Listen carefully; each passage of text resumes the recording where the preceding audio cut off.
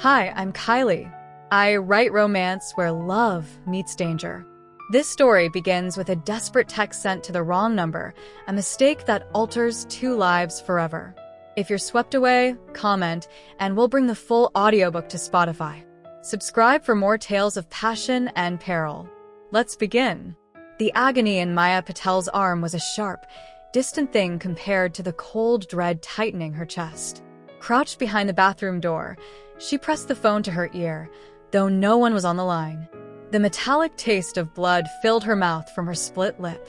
Outside, the floorboards groaned under the weight of Liam's pacing. "Maya, sweetheart, open up. You're making a scene." His voice was syrup over poison. She didn't answer. Her right forearm was a landscape of wrong angles and blinding pain. She fumbled with her left thumb, pulling up her older sister's contact. The screen blurred. Anika. "He's hurt me. My arm. Can't leave. At the apartment. Please. She sent it, slumping against the cold tiles, waiting for the salvation of a reply. The doorknob jiggled violently. Last chance, Maya. The buzz of her phone was a lifeline. She looked. The text was not from Anika. "I think you have mistaken me for someone else." A wave of nausea hit her. She typed a single digit wrong. A stranger's number glowed on her screen. Before despair could fully take root, a new message flashed. "Are you in danger? Where are you?" Liam's voice turned to gravel. "1." She typed, her thumb a clumsy hammer. 1845 Cypress Court, apartment 4D, Seattle.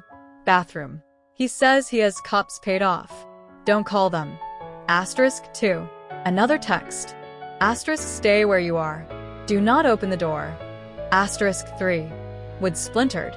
Liam stood in the wreckage of the doorway, his expression shifting from anger to a frenzied confusion. He took in her crumpled form, the phone in her hand. "Who did you just text?" He was on her in 2 strides, his hand closing around her injured wrist. White-hot fire shot up her arm. A scream tore from her throat. "Wrong number," she sobbed. "It was a mistake, Liam, I swear." He released her, staring at her phone as if it were a live wire. He ran a hand through his hair, a nervous gesture she'd never seen. "You idiot. Do you have any idea what you've just done?" Then, from the living room, a new sound. Not a knock. A deep, resonant crunch, like a tree falling. The front door shuddered and then simply gave way, slamming inward against the wall. Liam froze. Heavy, deliberate footsteps entered the apartment. A man's voice, low and flavored with a Russian accent, cut through the silence. "The woman. Where is she?" Liam tried to bluster. "Get out of my home. I'll call." The sound that followed was a sickening thud of flesh on drywall, then a choked gasp. A moment later, a figure appeared in the bathroom doorway, filling it. He was tall, immaculate in a navy suit, his hair dark, his eyes a piercing wintry gray. They swept over her, missing nothing. The arm, the lip, the fear. He gave a single, almost imperceptible nod. "Leo," he said, without looking away. The blond man from the car appeared behind him. "Take her to the car. Dr. Chun is waiting." Leo approached slowly, his hands open. "Can you stand, miss?" She tried, her legs buckling. Leo caught her good arm, his grip firm but careful. As he helped her past the threshold, she saw Liam pinned against the hallway wall, the gray-eyed man's forearm pressed to his throat. Liam's feet scrabbled for purchase. "I didn't know," he rasped. "She's nobody." "She is someone now," the man said, his voice devoid of all emotion. In the back of a silent luxury sedan, Maya shivered. "Who was that?" Leo glanced at her. "Mr. Anton Volkov. And you, Miss Patel, have just had an exceptionally fortunate typo." Dr. Chen's clinic was quiet and efficient. The doctor, a woman with a calm demeanor, documented the fractures, the bruising, the concussion. "You'll heal," she said, wrapping Maya's arm in a cast. "Rest is what you need most." Leo then drove her to a high-rise in Bellevue. The apartment was all clean lines and vast windows overlooking Lake Washington. "Everything you need is here," Leo said, placing a new phone on the granite countertop. My number is pre-programmed. Mr. Volkov's orders are that you recover here safely. Why? Maya's voice was hoarse. Why would he do all this? Leo paused at the door. Mr. Volkov has a particular distaste for cowardice, and for men who mistake weakness for permission. Sleep, Miss Patel. The silence of the apartment was immense. The next morning, a text lit up the new phone. How is your pain? Unknown number. Her heart stuttered. Who is this? Anton. Did you rest? Some. Thank you. For everything. I don't know how to. Don't. It is handled. He will not approach you again. Handled how a longer pause. Details are unimportant. Your safety is the only result that matters. She swallowed, typing again. Can I ask, why did you come last night? The 3 dots hovered. The reply was stark. To verify the truth for myself. Another message followed swiftly. Leo will come by this afternoon. Use the time to heal. The conversations with Anton became a quiet ritual over the following days. Short, direct check-ins. On the 5th day, he asked if he could bring dinner. She spent too long trying to comb her hair with one hand. He arrived at 8, holding a paper bag that smelled of herbs and garlic. He wore black trousers and a simple gray sweater that made him look less like a corporate raider and more like a professor, albeit a dangerously poised one. The color is returning to your face, he observed, stepping inside. The bruises are just better at hide and seek now. A faint smile touched his lips. He unpacked containers of roasted chicken and vegetables at the dining table. They ate watching the city lights flicker on across the water. Leo mentioned you left your job, he said after a while. At the spa. I was a massage therapist. Liam, he knew everyone there. I couldn't go back. What did you enjoy about it? The question surprised her. Helping people feel better. Easing their pain for an hour. It felt useful. Useful is a good thing to be. He put his fork down. Liam worked for a man named Costa. He runs some laundries and a nightclub. He is a small man who pays tribute to larger ones. Liam liked to pretend otherwise to frighten you. The truth was a bomb. So, the police would likely have done nothing until it was too late. I am glad you did not rely on them. Why? He met her gaze. Because then I would not be here. The air between them grew charged. You say things like that. We're strangers. Are we? I know you fight when cornered. I know you value usefulness. I know your favorite color is likely blue because you've worn it every day this week. She glanced down at her borrowed sweater, indeed a soft cornflower blue. It's just a shirt. It is not. He leaned forward slightly. I have a proposition. I fund a youth outreach foundation in the International District. We provide tutoring, meals, a safe space. The director is retiring. I need someone who understands fear and overcoming it to help run it. She stared. You want me to run a charity? I want you to coordinate its daily heart. The children there need a guide, not a bureaucrat. I'm not qualified. You are precisely qualified. Will you consider it?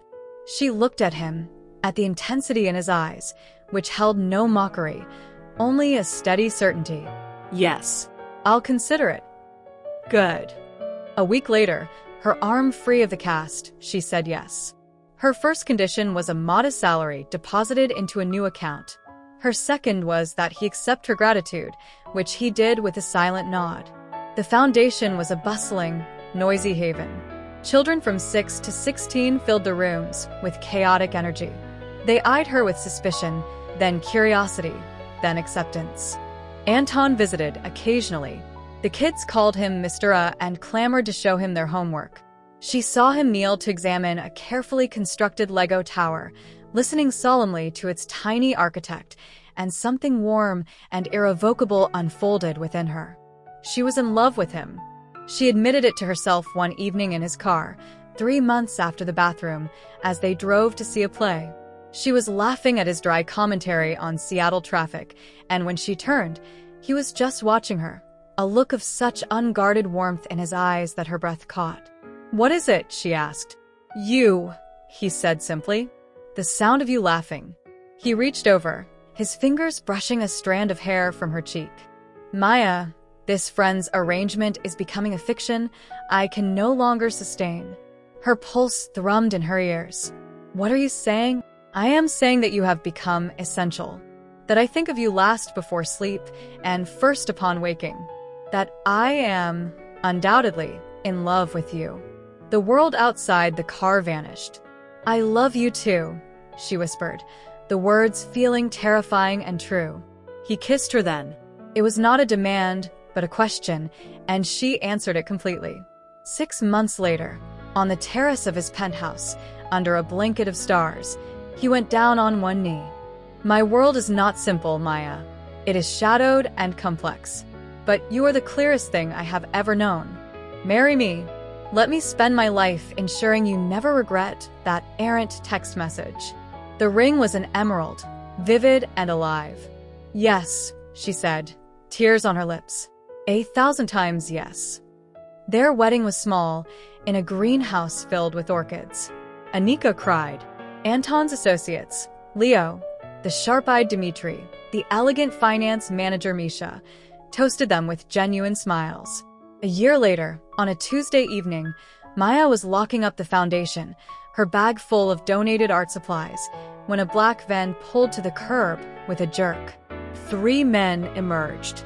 They moved with a coordinated, martial rhythm. They were not Anton's men. Mrs. Volkov, the lead one, said, his accent Slavic but different from Anton's. You will come with us. Her hand was already in her bag, finger finding the emergency button on her phone, a direct line to Leo's team.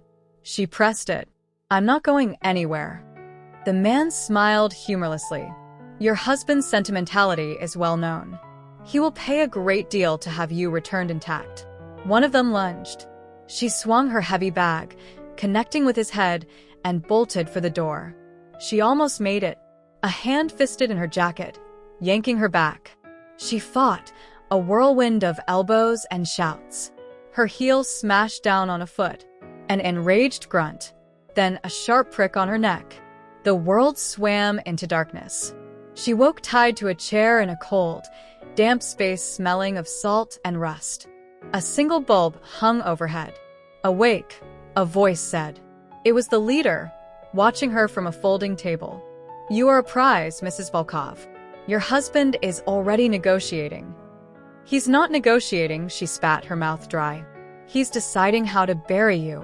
She worked her wrists against the plastic zip tie, remembering Anton's lessons. Asterisk, use your skeleton, not your muscles. A sudden, sharp motion. Asterisk, she waited, playing limp, until the men turned back to their cards. Then she took a breath, raised her arms high, and brought them down with all her strength and a twisting jerk. The plastic snapped. The men spun as she scrambled for the tie on her ankles. Hands grabbed her. She kicked out wildly, the chair leg catching one man in the shin with a crack. He howled. The leader stood, drawing a pistol. Enough. The warehouse door didn't open. It ceased to exist in a crash of shattered metal. Anton came through the smoke and debris first, not in tactical gear but in his own torn suit jacket, his face a glacial mask of fury that melted into sheer, staggering relief the moment he saw her. His men flowed in around him. The kidnapping ended in seconds. In the quiet aftermath, in their bedroom with Dr. Chin fussing over her wrists, Anton knelt before her, his head bowed to her knees. His shoulders shook. I failed you. She placed her hand on his dark hair. You didn't. You taught me how to fight. You came. You always come. He looked up, his eyes haunted. They called you my weakness. What am I then? She asked softly. He took her face in his hands, his thumbs tracing her cheekbones. You are my strength. The reason for everything that comes after. He held her through the night. As dawn tinted the sky, she whispered into the quiet. The wrong number. That night, I was trying to text my sister. She turned to face him. But I texted you instead. I was looking for family and I found it. He pulled her closer, his lips against her temple. No, Lyubov Moya. You didn't find it. You built it. With me. And she knew, with every healed part of her, that it was the truest thing.